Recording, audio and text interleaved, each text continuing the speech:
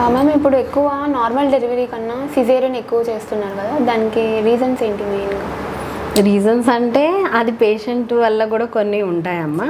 అంటే అప్పట్లో ఎక్కువ నార్మల్ డెలివరీస్ అయ్యేవి కదా, ఇప్పుడు ఆల్మోస్ట్ అందరికీ సిజేరియనే అవుతుంది. అంటే పేషెంట్ పెయిన్ బేరింగ్ కెపాసిటీ అనేది తక్కువైపోయింది ఈ మధ్యన. అండ్ వెయిట్ కూడా అందరు ఎక్కువ ఉంటున్నారమ్మా. లైక్ 75 kgs, 75 ఓకే, కానీ 95 kgs, 100 kgs, 110 kgs అంత వెయిట్ కూడా చాలామంది ఉంటున్నారు.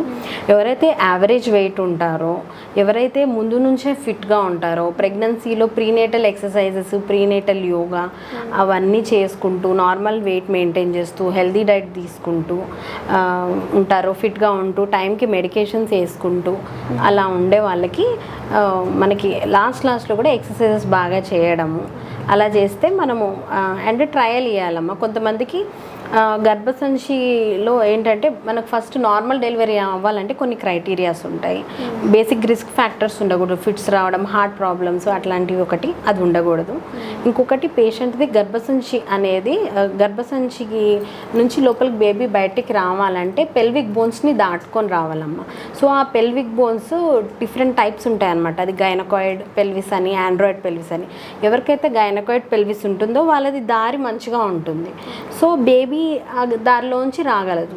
10.5 centimeters అనేది నార్మల్ కట్ ఆఫ్, అందులోంచి అది బేబీ ఈజీగా బయటకు వచ్చేస్తుంది. కొంతమందికి ఆండ్రాయిడ్ పెల్విస్ ఉంటుంది, అలాంటి వాళ్ళకి వాళ్ళ ఎముకలు ఇలా దగ్గరగా ఉంటాయి. సో బేబీ అనేది హెడ్ ఇలా అని ఇట్ కాంట్ కమ్. సో మనం పెయిన్కి మెడికేషన్ ఇస్తే కూడా అది డెలివరీ నార్మల్ అవ్వదు. అదొక కారణం. మళ్ళీ చాలా ఓవర్ వెయిట్ ఉంటే కూడా వాళ్ళు పుష్ చేయలేరమ్మా, ఆ పెయిన్ వాళ్ళు తీసుకోలేరు. అండ్ పెయిన్స్ రావడానికి మెడికేషన్ ఇస్తే కూడా వాళ్ళు పుష్ చేయలేరు అనమాట. అదొక ప్రాబ్లం. ఒకవేళ వాళ్ళు టోటల్గా ఫిట్గా ఉండి డాక్టర్ చెప్పినట్టుగా విని కొంచెం పేషెంట్గా ఫస్ట్ మొదటి ప్రెగ్నెన్సీ అయితే 12 to 24 hours వెయిట్ చేయాలి నార్మల్ అవ్వడానికి. వాళ్ళు అన్ని అవర్స్ వాళ్ళు భరించడానికి ప్రిపేర్డ్గా ఉంటే 100% నార్మల్ అయ్యే ఛాన్సెస్ ఉంటాయి. ఓన్లీ కొన్ని కాజెస్, ఎవరికైతే ఫిట్స్ రావడము, ఇలాంటి గర్భసంచి ఎముకలు అనేవి దగ్గరగా ఉండడం, ఆండ్రాయిడ్ పెల్విస్ అంటారు, అలాంటివి ఉన్న వాళ్ళకి తప్ప మిగతా వాళ్ళందరికీ మనం నార్మల్ ట్రై చేయొచ్చమ్మా. అండ్ వాళ్ళు మోటివేటెడ్ ఉంటే 100% నార్మలే అవుతుంది.